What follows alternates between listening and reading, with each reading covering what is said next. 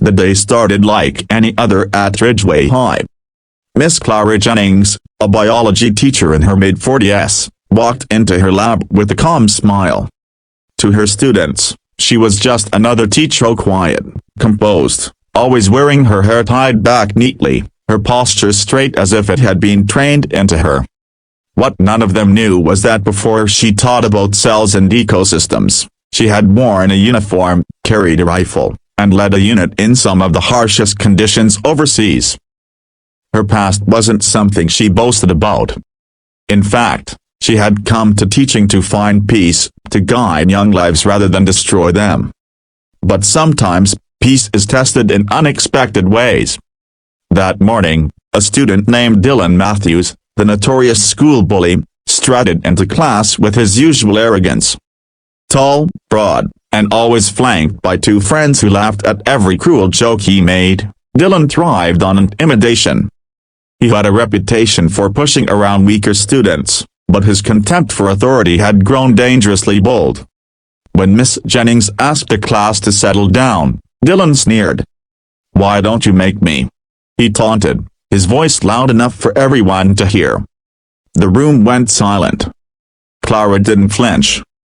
She had faced men twice his size in places where lives hung on seconds of reaction. Calmly, she repeated, "Take your seat, Dylan." That's when it happened. In an explosion of rage, Dylan marched up to her desk, grabbed her by the throat, and shoved her against the lab counter. Gasps filled the room. A student dropped her pen. Another stifled a scream. Everyone froze. But Miss Jennings did not. With a sharp, practiced movement, something ingrained from years of military training, as she twisted her wrist, broke his grip, and in one seamless motion pinned Dylan face down on the counter, his arm locked painfully behind his back. He yelped in shock, not from injury, but from the humiliation of being overpowered so effortlessly. The students sat wide-eyed, watching their bully crumble in seconds.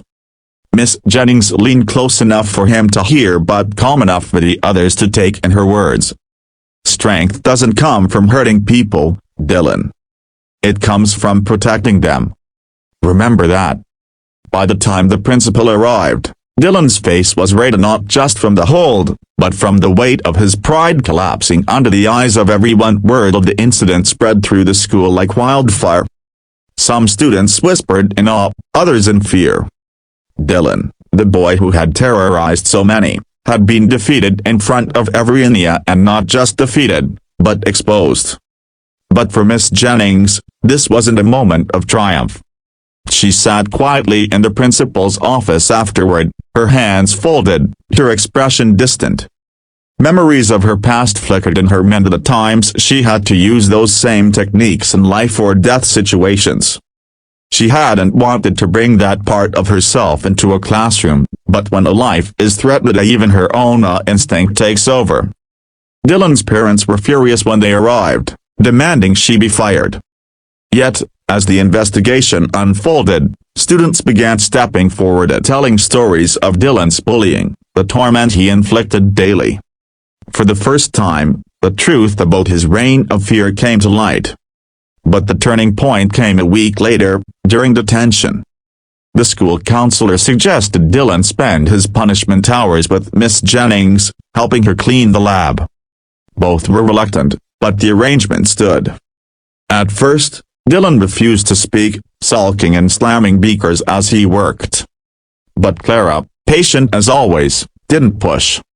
Instead, she began telling quiet stories, not of war in detail, but of resilience, of losing friends, of finding the strength to keep going when everything seemed broken.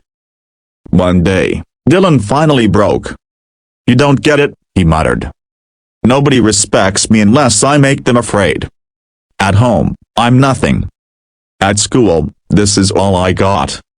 Claire looked at him, not with pity, but with understanding. "You think fear gives you power. But real power comes from discipline, Dylan. From knowing you can hurt someone and choosing not to. That's the difference between a soldier and a bully." For the first time, Dylan listened. Really listened. Weeks passed, and though he didn't change overnight, small cracks began to show in his armor.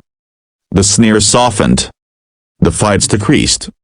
And one afternoon, in the lab where it all began, he stopped Clara before leaving detention. "The broken bar, I'm sorry," he said, barely above a whisper. It wasn't much. But it was a beginning. Miss Jennings smiled faintly. "Don't be sorry. Be better. That's how you win your war." He once ruled.